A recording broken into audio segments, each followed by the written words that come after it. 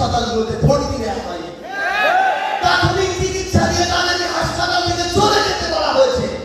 কিছু ডক্টর তাদেরকে বলেছে আন্দোলনে যেতে বলেছে। এইরকম কথাগুলো বলার পর্যন্ত কিছু ডক্টর সাহস করেছে। সেই জায়গায় আমরা ওই সব প্যাসেঞ্জার দালালদেরকে বলতে চাই, ডাক্তারের একটি মহান পেশা। আপনার ওই যে ব্রত হাসপাতালে যে সেবা দেন, এটি একটি মহান জায়গা। সেই জায়গায় এই প্যাসেঞ্জার দালালি আজকের পর থেকে করা বন্ধ করুন। আপনি একজন ডক্টর, আপনার কাছে কেউ যদি সেবা দিতে চায়, তাকে সেবা দেওয়া আপনার চাকরি, তাকে সেবা দেওয়ার জন্য আপনি বেতন পান এবং সেটি আপনার করতে হবে, কোনো দলের দালালি করা চলবে না। আমরা আমাদের জায়গা থেকে দেখি ওই যে বিচার ব্যবস্থা, ওই বিচার ব্যবস্থায় ফ্যাসিস্ট হাসিনার দালালগুলো এখনো বিচারক পদে বসে রয়েছে। ওই ফ্যাসিস্ট হাসিনার দালালেরা এখনো অসংখ্য মানুষ যারা ন্যায় বিচার প্রত্যাশা করে তাদেরকে বিভিন্ন মামলার ডেট দিয়ে ঘুরায়। আপনারা এখনো আপনাদের ন্যায় বিচারের উদ্দেশ্যে ওই সব বিচার ব্যবস্থার যে আদালতগুলো সেগুলোতে যান, দেখবেন ডেটের পরে ডেট দেয়, মাসের পরে মাস ঘুরায়, টাকার পরে টাকা দেয়।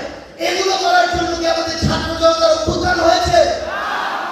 আমরা ওই সকল বিচারক নামক কতিপয় ফ্যাসিস্টের দালালদেরকে স্পষ্ট করে বলতে চাই, এসব দালালি করা বাদ দিয়ে সময় থাকতে ভালো হোক, আর ভালো হওয়ার মধ্যে যদি মানসিকতা না থাকে তাহলে ওই জায়গা থেকে নিজেরাই নিজেদের দায়িত্বে পদত্যাগ করে নিজের পথ নিজেরা খুঁজে নিন। আমাদের জায়গা থেকে আমরা স্পষ্ট বার্তা দিতে চাই পুরো বাংলাদেশের ছাত্র জনতার পক্ষ থেকে। আমরা দুদকে গিয়েছি, দুদকের কাছে যখন জানতে চেয়েছি এই যে ফ্যাসিস্ট হাসিনার আমলে অসংখ্য রাজনৈতিক মিথ্যা মামলা রয়েছে, কিংবা ফ্যাসিস্ট হাসিনার অসংখ্য দালাল রয়েছে যারা মামলা খাওয়ার যোগ্য ছিল, দুদক যাদেরকে ইনভেস্টিগেট করা উচিত ছিল কিন্তু তারা করেনি। কিন্তু এই 24-এর ছাত্র জনতার অভ্যুত্থানের পরে তারা এই কাজগুলো করছে না কেন? তাদের জায়গা থেকে উত্তর আছে, ফ্যাসিস্টের দালালেরা এখনো ওই জায়গায় কমিশনের বিভিন্ন অংশে বসে রয়েছে যারা এই মামলাগুলো করতে আগ্রহ দেখাচ্ছে না।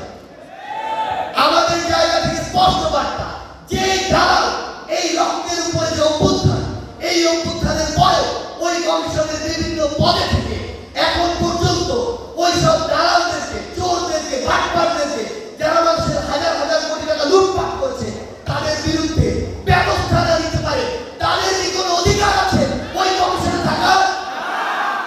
আমরা অন্তর্বর্তীকালীন সরকারকে স্পষ্ট করে বলতে চাই, অন্তর্বর্তীকালীন সরকার হিসেবে আপনাদের যত দ্রুত কাজ করার কথা ছিল আপনারা তত দ্রুত করছেন। আপনাদেরকে তো আমরা যুগের পর যুগ ওই জায়গায় রাখবো না। আমরা যদি সুষ্ঠু নির্বাচনের মাধ্যমে নির্দিষ্ট সময় পরে ছাত্র জনতার যে একটি নতুন নির্বাচিত সরকার সেটি দেখতে চাই, সেই জায়গায় ওই কোনো একটি সরকার 5 বছরে যেই কাজ করতো আপনার সেই কাজ 1 বছরে করতে হবে। আমরা ওই জায়গায় গুরুত্বপূর্ণ উপদেষ্টাগুলোর জায়গায় এমন মানুষকে দেখতে চাই না যারা তার দায়িত্বপ্রাপ্ত বিভিন্ন ক্ষেত্রগুলোতে ছুটে যেতে পারবে না। আমরা এমন মানুষগুলোকে দেখতে চাই না যারা অফিসে বসে শুধু 9টা 5টা অফিস করবে। আমাদের জায়গা থেকে স্পষ্ট বার্তা, যারা এই রক্তের উপরে দাঁড়িয়ে গুরুত্বপূর্ণ উপদেষ্টা পদগুলো নিয়েছেন, আপনাদেরকে প্রত্যেকটি জায়গা, গুরুত্বপূর্ণ জায়গাগুলো যেগুলো আমাদের ছাত্র জনতার সাথে জড়িত, ছাত্র জনতার সেবার সাথে জড়িত, আমাদের জীবনের সাথে জড়িত, সেই জায়গাগুলোতে অতি দ্রুত যতটুকু অ্যাকশন নেওয়া আপনাদের সেই অ্যাকশনটুকু নিতে হবে। কেন ওই যে টিমের দামগুলো 15 টাকা ছিল, 10 টাকা ছিল, সেগুলো আরো বাড়বে? কেন আমার একজন রিক্সা চালক ভাই বোনকে যে 60 টাকা কেজি কিনতে হতো সেটি 80 টাকায় কিনতে হবে?